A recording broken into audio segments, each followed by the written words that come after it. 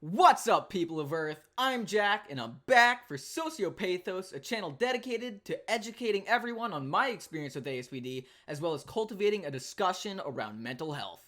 And today, before we get into your wonderful questions, which I am very excited to answer, I want to do something a little different. This is Music I Like and Why the Title of the Video Is What It Is. By the way, you can use the timestamps in the description to skip this if you'd like, but I advise against it if you like music. So, to start off with the title of the video, this is an homage to a song from Mort Garson's album Mother Earth's Plantasia, Music to Soothe the Savage Snake Plant.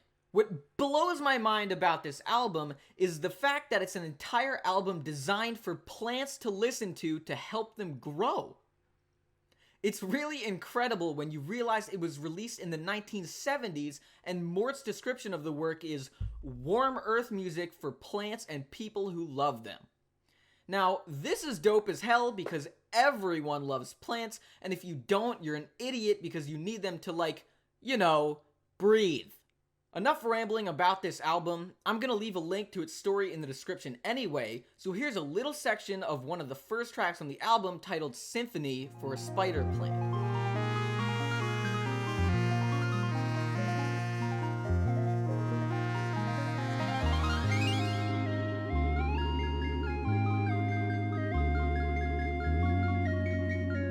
I've always had a special love for non-lyrical music as it presents a unique challenge for the artist to keep the listener interested just with the music alone. Obviously, one of the greatest examples of this is C418's Minecraft album, as you're all well aware of its popularity. The thing just oozes nostalgia, much like Home's Resonance, but in a very different style. But you've almost certainly heard of those songs before, so let's take a look at another non-lyrical track by math rock band Chan.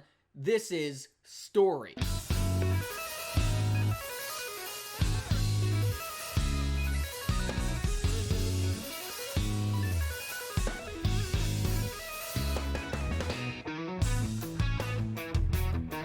Story is one of my favorite songs of all time, and it single-handedly made me a massive fan of math rock. I mean, it just bops. It bops hard, and all without lyrics. Chan does have a few lyrical tracks, however, and one of my favorites is Can't Wait, which has the chillest breakdown in all of music. Check this out. Can't wait, I can't wait anymore.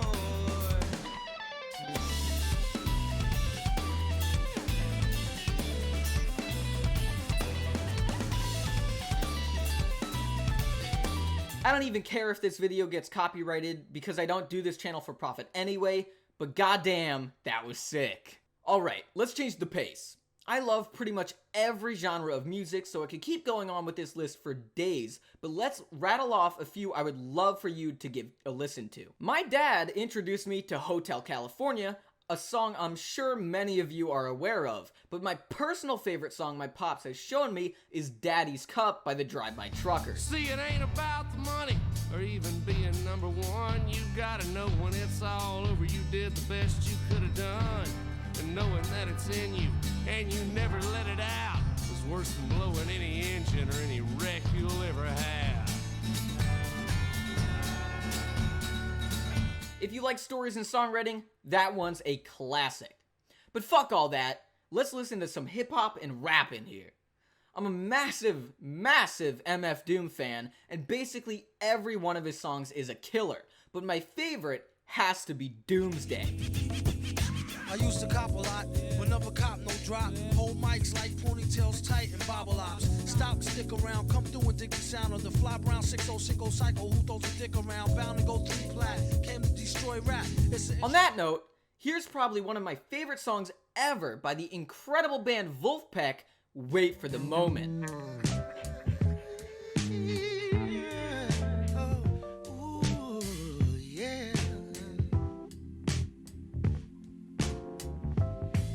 I said wait for the moment. Alright. Last one, since I don't want to make this video an hour long. This is Last Stop by Richie Cunning.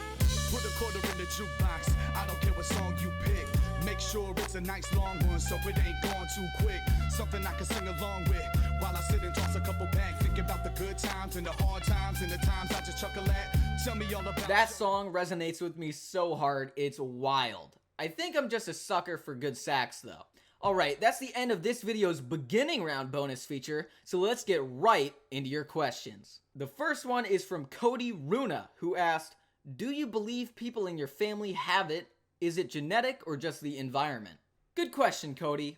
No one in my family, to my knowledge, has ASPD. Their reaction to things is actually how I first gauged my mental state, as I always reacted much less or straight up different to my family. To not worry my parents about it when I was younger, I would feign their reactions to them as a sort of chameleon act. For example, and this is probably going to bother my mom, when my aunt died, I had to feign sadness. I didn't really feel sad at all, mostly because the moment I heard she was sick, I instantly accepted her death and had moved past any sadness I could have felt immediately. You know the 5 stages of grief, right? I don't get that at all. I sense the emotions and bypass them completely, going straight from not knowing to acceptance. Obviously, the whole ordeal was incredibly sad, so as to not look like a psycho asshole, I acted sad in front of my family. That's just sort of how life is for me. To not out myself as an emotionless robot, I take whatever emotion I need for the moment and replicate it near perfectly.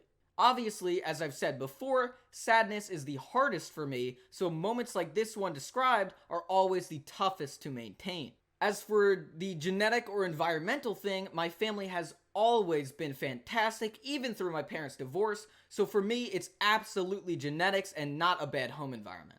I hope that helped, Cody. Thanks for asking. That also answers Tiggs V's question, so bam! 2 for 1, baby! Hell yeah! Next up, we have Maylee, who asked, do you have pervasive patterns of disregarding the rights of others and a diagnosis of a conduct disorder prior to the age of 15? Yes and no. I absolutely had a sort of conduct disorder when I was younger, however I never went to therapy or went to get diagnosed as a child, so I can't say yes to the latter. I did, however, act like a total asshole when I was a kid. In school, I was constantly at odds with my teachers, and even sometimes other students. For example, when I was in kindergarten, I was kicked out of class constantly for disrespecting the teacher, as I have a natural hatred towards authority. Funny story, in kindergarten, I made fun of my teacher for having a booger in his nose, and he became so angry that he actually called my mother, and she had to stifle her laughter over the phone. God, I love that woman. That's just one of many examples of times I was at odds with the teacher, and even in high school I would regularly get kicked out of math class for not giving a single fuck and messing with the teacher during lessons. I've been kicked out of class more times than I can count, and to be honest, I'm not really proud of that. Some of those teachers didn't really deserve my unbridled hatred, and to my kindergarten teacher, Mr. Levitt, I am very sorry you had to deal with me at that age. Also, as for my problems with students, I've been in a few fights, one of which is a cherished memory where I was being made fun of on the bus by this giant 6'2" guy named Dan for being short, and we got into a fight because I have very little self-preservation instincts when I get super mad. Granted, we were in middle school, so you're always gonna be a dipshit at that age, but to say the least, I lost that fight and we both went to the principal's office, of which I visited constantly throughout my school days. Funnily enough, this fight was the start of a great friendship between Dan and myself, and I now consider him one of my best friends. Dan, if you're watching this, love you, bro. So to answer your question in short, I absolutely had a sort of conduct disorder all throughout my life, however I was never taken to see anyone to get diagnosed. I hope these examples are good enough, and thanks for the question, Maylee. Maylee? Fuck it, I don't care. Up next, we have Osayi Igbineni Karo, a person I appreciate highly for their questions, who asked, have you ever come across someone who you suspected had deduced what you are, and have you ever met someone you felt you had to be wary of? So we have sort of and yes. As a high-functioning sociopath, it's incredibly difficult for people to see through my ruse of emotions, simply because when I make them, they're essentially completely real. To my knowledge, no one has ever suspected a thing without me telling them first, and most of my friends who I've told were in disbelief because I'm always so convincing. Well, I'd expect that since I've been operating like this my entire life, and never really have my guard down because I'm so practiced. On the other hand, I have met someone I've felt incredibly wary of. As someone with ASPD, I can usually determine who has it pretty fast, especially if I'm conversing with them. One example is a kid I met during my time at summer camp, oddly, and I could tell instantly that he was a psychopath. His eyes told the whole story, but when I talked to him, it became even more apparent. The content of the conversation isn't what tipped me off, rather it was how he reacted to and described things. I would throw little probing questions at him, and without fail, he acted indifferent to human or animal suffering, and a litany of other red flags. Now, I don't feel bad when witnessing human suffering. It's something I've always known, and when I first checked out 4chan and saw wrecked threads, I didn't feel anything except for morbid fascination. No disgust, no sadness, just sheer interest. I was honestly disappointed that the worst content on one of the worst websites couldn't even faze me in the slightest. But anyway, once I got to know this kid a little bit, all my warning alarms were blaring, and I quickly cut off the conversation and went along my merry way. I just had this sense, this incredibly strong feeling that he and I could kill each other and both of us would feel no remorse at all. It's a very odd experience to say the least, and after a few minutes I wanted absolutely nothing to do with him. I like to blend in with normal people, not hang out with people that trigger my warning alarms simply for my comfortability. So yeah, I've met someone I was incredibly wary of, and it's because they were a psychopath as well as someone who I could tell was an idiot on top of that, a combination that's highly destructive. To me, there's a massive difference between smart psychopaths and a dumb one, and I tend to stay away from those whose actions aren't always grounded in logic. Thank you for the great question, Osai. You're the best. Again, that answered Ewig's question 2, so bam, another double up. Oh, yeah! Alright, those were some pretty in-depth responses, so let's rattle off some more inquiries. Speardocs asked, can we trust you and why would we? Whew, this is a tough one. You can, but only because I'm specifically dedicated to being truthful on this channel. I'm not trying to make ASPD seem inconsequential or completely safe. I'm not asking for money directly, and I have no other goals than just making content for a personality disorder I couldn't find anyone else making. But if you want proof of me not lying, I'll say this. I would kill any one of you without remorse for large sums of money. Even Osai, and I fucking love that guy. I've always dreamt of being a contract killer as I know it's a high-paying gig and I'd be fine after killing hundreds if not thousands of people for my hypothetical job. Does that sound like a lie? Because it most certainly is not. Luckily, I am way too lazy to pursue that line of work and I'd much rather sit on my ass and play video games and make videos than go around killing for money. Although that would be a pretty dope job to be honest. So you can count on me being truthful, and I'm pretty sure that's a good identifier. Emmy Logan asked, as someone with ASPD, I find I don't really have a perception of my own identity. I have always just stolen personality traits from characters in TV shows and movies that I liked and added them to mine. So, I'm just a mixture of different characters and have no idea of my true identity. Do you find this as well? Yes and no. I always take small traits from characters to have fun with, but my personality is pretty much my own. After 19 years, I pretty much have my own set personality, and it's mostly mine, not just an amalgamation of others' traits. Obviously, I could be taking small personality traits from characters, but, you could say that about anyone. Say I'm confident, right? You could say, oh, you just got that confidence from a character in a movie. Well, yes and no, that confidence is gained through experience, as well as manufactured for charisma, I guess you could say. So, no, my personality is my own, but yes, I do adapt certain traits to my own personality whenever I need it, especially when I'm talking to a new group of people and I want to fit in and chameleon my way through that group. So I'll grab certain traits and identify them and then add them to my own personality as to act like a more suitable individual for that group. So it's a very hard question to answer, but yes and no. Ellie, or Eli, asked, does ASPD influence you to be picky? I was a picky eater when I was young, but I don't think that has anything to do with my ASPD, just being a dumb little kid. In general, I'm not a picky person at all, as I enjoy anything that works as intended. I also hate the movement of branding everything, so I'm always happy to get store brands as long as it doesn't sacrifice quality. And what is your favorite type of food? I love a good steak. Cheeseburgers are my personal favorite food, however. Thank evolution for giving us canines because I fucking love meat. Shit's just good. Alright, Christopher Mold asked, do you play League? Yes, but not often. I play pretty much every game under the sun, so I'm usually off playing something else. To be honest with you, Chris, I like Dota better. Sorry, but not really.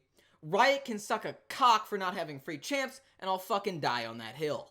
Anyway, next we have Franklin, who asked, I am ASPD, can I be your friend?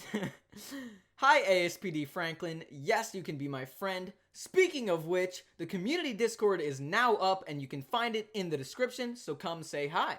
Nicoletta Pinewood said, I enjoyed this video very much. People with ASPD are not all the same. Unfortunately, society doesn't quite get that. By the way, great name.